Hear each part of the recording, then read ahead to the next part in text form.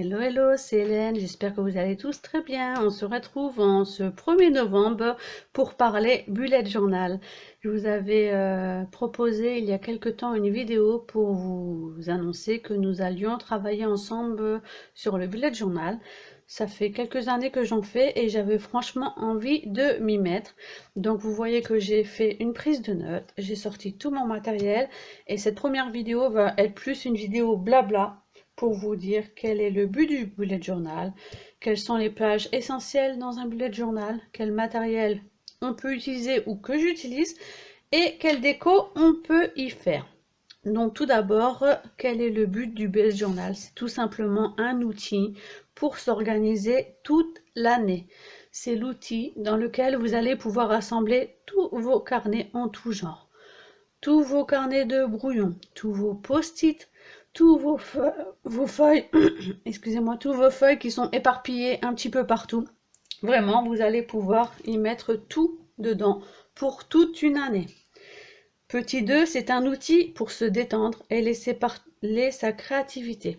Franchement, pour les personnes qui pensent que faire un bullet journal, c'est très très long, niveau organisation, c'est du temps perdu pour rien. Je peux vous dire, je parle d'expérience, que non, quand vous vous mettez dans votre bullet journal, vous vous relâchez. C'est vraiment un moment détente, un moment pour se vider la tête et vider l'esprit. Et tout ce qui sera écrit dans votre bullet journal ne sera plus dans votre tête, justement. Puisque ce sera écrit, ce ne sera pas perdu ou oublié. Et laissez parler sa créativité, puisqu'effectivement, il y a plusieurs sortes de bullet journal. On peut faire un bullet journal très minimaliste, comme si on écrivait une liste de courses ou un rendez-vous. Mais aussi, on peut dessiner, on peut tamponner, on peut utiliser des couleurs, faire des tout petits dessins sans même savoir dessiner. Je vous montrerai les petites astuces pour décorer votre bullet journal. Et petit 3, un bullet journal, c'est une page égale un but pour plus de clarté. Vous n'allez pas mettre énormément d'informations différentes sur la même page, sinon c'est fouillis et quand vous allez regarder cette page-là, vous n'allez plus en voir son utilité. Donc pourquoi le nom bullet? Parce qu'en anglais, ça signifie balle. Et le créateur du bullet journal, c'est Ryder qui l'a mis au monde, on peut dire. Il a mis devant chaque tâche un petit rond, en fait. Donc on fait un petit rond devant chaque tâche. Je vais essayer de vous zoomer pour que je vous montre la prise de notes. Voilà. Donc vous voyez, devant chaque tâche du bullet journal, devant chaque chose qu'on a à faire, on met un petit rond. Si la tâche est effectuée, on met une petite croix devant. Ça permet de savoir qu'elle a été faite. Si on la reporte au lendemain, on met une petite flèche vers la droite. Si tout simplement cette tâche est annulée, on met un tiret. Puisque le bullet journal est une manière de s'organiser toute l'année, mais aussi au jour le jour pour ne rien oublier des choses qu'on avait à faire. Voilà, tout simplement. Donc dans le bullet journal, il existe plusieurs pages qui sont vraiment essentielles. Après, chacune le fait vraiment à sa façon. Moi, je ne suis pas vraiment rangée dans les cases, comme on dit, dans le bullet journal. Mais il y a quand même des pages qui sont essentielles pour pouvoir bien s'organiser. Donc il y a la page, vous verrez, j'ai préparé mon bullet journal du mois de novembre, donc je vous renverrai, je vous dirai d'aller voir cette vidéo, donc quand elle sortira, on la fera ensemble en vidéo. Et vous verrez que chaque page que je vais vous citer maintenant, c'est des pages que j'ai fait et que j'ai déjà fait dans mon ancien bullet journal que voici. Donc je vais pouvoir vous montrer. Donc, il y a la page, celle-ci, je ne l'avais pas fait d'ailleurs. Donc, quand vous voyez, je vous dis que certaines pages peuvent être faites ou pas. Il y a une page, on va zoomer. Voilà. Il y a une page qu'on appelle la page des codes. Comme je vous disais, fait, à faire, reporter, mail, note. Donc, il y a ces petits symboles que je vous ai montrés précédemment, mais vous pouvez aussi utiliser le symbole qui vous plaît. Il faut à l'essentiel. Aller à l'essentiel, le but c'est de retenir ce code, c'est pas toujours de revenir à la première page pour se dire mince, quand c'est à faire ou quand c'est reporté, qu'est-ce que je dois noter. Vous pouvez aussi fonctionner par couleur si pour vous les couleurs vous parlent beaucoup plus. Alors, il y a la page d'index pour savoir où on en est dans le carnet. Donc là, je ne l'ai pas fait, mais dans mon nouveau. En fait, je vous explique, j'ai ce carnet de bullet journal qui date de 2018. Il me semble que j'avais mis là, voilà, 2018. Mais j'avais un précédent bullet journal aussi qui était bien rempli en 2017. Et malheureusement, comme le bullet journal, on l'emmène partout, je l'avais mis dans mon sac à main lors d'un voyage au Maroc. Et sur une aire de repos en Espagne, nous avons été victimes d'un braquage, un vol à l'arraché dans ma voiture. Et on m'a volé mon sac à main avec tout ce qui contenait évidemment comme papier, mes lunettes de vue, mais aussi mon bullet journal. Voilà pourquoi faut faire attention aussi à ce qu'on y note, puisque il peut tomber dans des mains malveillantes en espérant qu'elles vous le ramènent, mais là moi je l'ai perdu.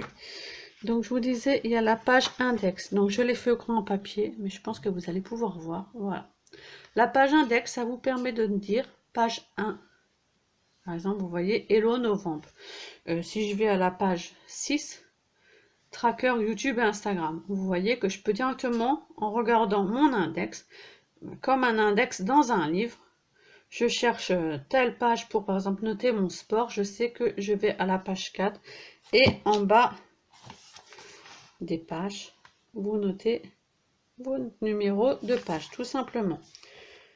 Il y a une page calendrier du futur.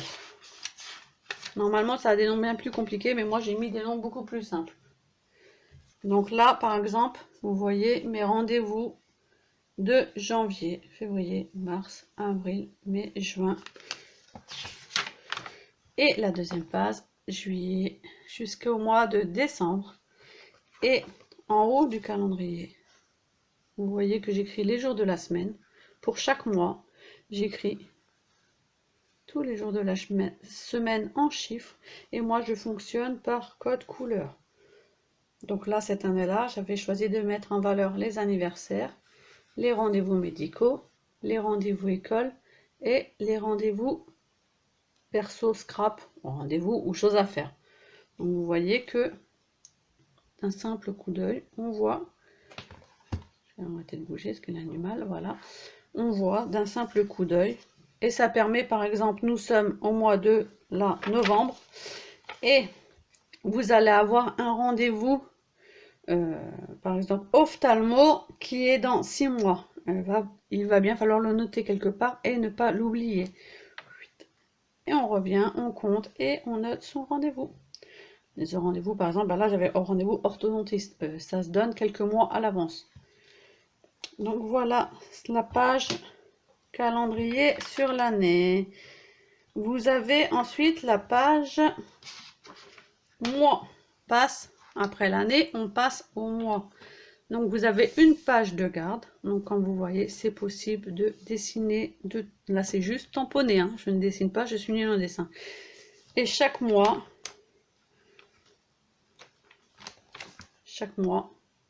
vous le mettez en valeur. Donc je ferai des petits challenges sur mon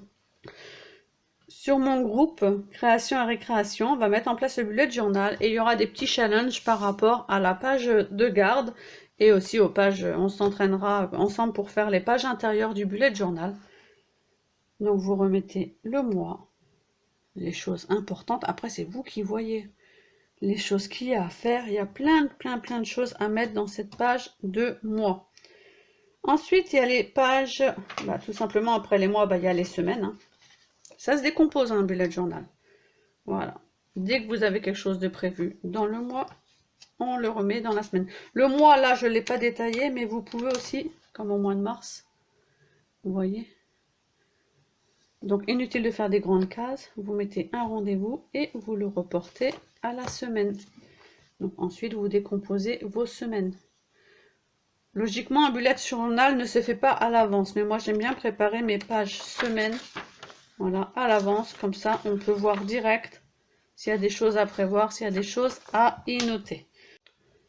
Et pour finir, dans les pages qui sont essentielles dans le bullet journal, puisque c'est aussi un outil pour vous suivre au quotidien, il y a des pages qui s'appellent des pages trackers. Donc les trackers, ce sont des suivis Vous pouvez suivre votre poids, vous pouvez suivre votre sport, vous pouvez suivre vos habitudes, par exemple, arrêter le grignotage, arrêter les cigarettes. Vous pouvez suivre quelqu'un qui veut faire du yoga, être plus zen. C'est un suivi des habitudes de vie. Donc je vais voir si j'ai un petit suivi pour vous montrer dans mon ancien bullet journal. Par exemple, là j'ai un tracker Instagram. Je suivais mon nombre de followers sur Instagram. J'ai fait une détox. Voilà, détox avec un produit. Donc j'ai noté le début de la cure, combien j'avais perdu, niveau du poids, niveau des mensurations. Au niveau de la déco, donc comme vous voyez que j'ai utilisé moi pas mal de tampons. Pas mal, là, donc là c'est du tampon. Vous pouvez utiliser de l'aquarelle sans que ça gondole, parce que ma page ne gondole pas.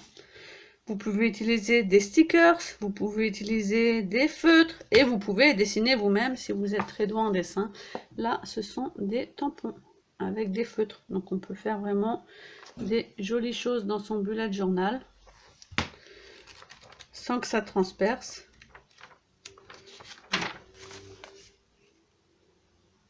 Et franchement, je sais pas vous, mais moi, ça me donne envie d'écrire dedans. C'est autre chose que d'écrire dans un cahier basique. Concernant le matériel, je vais aller vraiment à l'essentiel et vous dire ce que moi j'utilise. Après, à vous de voir ce que vous voulez prendre. Si vous voulez prendre des choses que vous avez déjà à la maison, si vous voulez investir, tout en sachant que le bullet journal à la base, il n'y a pas besoin de sortir l'artillerie lourde. Donc il vous suffit d'un carnet, il vous suffit d'un stylo noir, d'un crayon papier si vous voulez mettre vos pages en... comme moi je les prépare au crayon papier à l'avance, avec naturellement une gomme. Et il vous suffit d'une règle. Ensuite, ça, si vous voulez, c'est vraiment le matériel basique. Ensuite, si vous voulez mettre un petit peu de couleur dans votre bullet journal, donc vous avez à disposition tout simplement le matériel de l'école, les feutres, les crayons de couleur. Après, vous avez différents types de feutres. Donc déjà, je vous présente les carnets. Vous avez différents types de carnets. Et il ne faut pas aller parfois chercher bien loin. Donc vous avez celui-ci. Ce sera mon bullet journal du mois de l'année. Là, on va le commencer en novembre, mais ce sera surtout 2020. Vous voyez, je l'ai aussi en rose. C'est tout simplement un carnet de chez Action. Je ne me rappelle plus trop le prix, mais franchement, chez Action, c'est pas excessif. Il a quelques pages au début qui vous permet de vous inspirer. Par exemple, un suivi, comme je vous disais, de livres à lire. Un suivi avec un pot pour faire vos économies. Là, il vous présente un mois avec les choses à faire. Voilà, donc moi j'ai commencé dans le carnet de Action. Vous avez aussi ce genre de carnet que j'avais, donc je vous disais l'année dernière, mais qui n'est pas perdu parce qu'il me reste beaucoup de pages. Pourquoi pas le continuer plus tard ou faire autre chose dedans. Celui-ci, c'est un... S'il veut bien faire la mise au point, c'est un Lemom. On ne va pas vouloir faire la mise au point.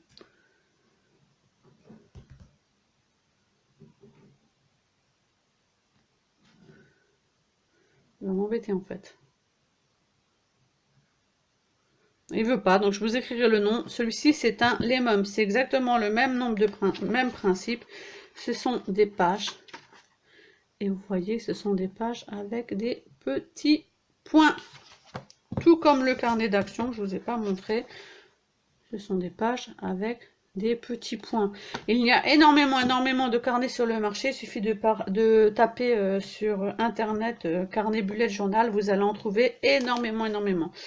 Et le carnet qui a fait fureur à un moment pour le bullet journal, vous n'allez pas le voir parce que vraiment c'est écrit tout petit, c'est un Leuchtturm. Donc c'est pareil, c'est juste qu'il a un nom différent, mais c'est un carnet à points. Celui-ci, moi j'en ai un et je m'en sers pour faire mes écritures. Là pareil, vous avez une page pour l'index et voilà, c'est un carnet où j'écris dedans, tout simplement. Je note des écrits. Donc vous avez vraiment différents types de carnets. Donc voilà au niveau des carnets. Au niveau des crayons, donc je vous disais, vous avez les feutres basiques, les feutres, ceci, les Stabilo. Donc là, c'est les Stabilo Pen 68 qui ont la pointe feutre. Et vous avez les Stabilo Pen 88, je ne sais pas ceux-là, qui ont la pointe écriture. Donc vous pouvez même faire vos écritures au crayon de couleur. Niveau crayon, vous avez aussi tout ce qui est crayon noir. Donc là, moi, j'ai les Micron et j'ai les Staedtler. Je vous recommande vraiment ces crayons noirs si vous avez vraiment envie d'avoir des très bons crayons pour écrire. Donc vous voyez qu'il y a différentes... il y a 0,2, il y a 0,5, 0,1. Ce sont les épaisseurs au niveau de la mine. Franchement, là, je les ai déjà depuis 2 ans et ils sont vraiment super au niveau d'écriture. Vous avez ceci qui viennent de Action. Ce sont des feutres à calligraphie. Donc, il y avait 2 sortes avec du doré. Ce sont des pointes, grosses pointes. Je me suis pas encore entraînée à ça parce que je me suis pas encore entraînée à la calligraphie. Mais j'ai vraiment envie de tester dans mon bullet journal et ça peut faire aussi une page test calligraphie. Vous pouvez même faire aussi une page test crayon pour mettre le rendu de vos crayons. Vous avez aussi tout ce qui est crayon métallique. Donc ceux-là, ce sont des métalliques brush pen.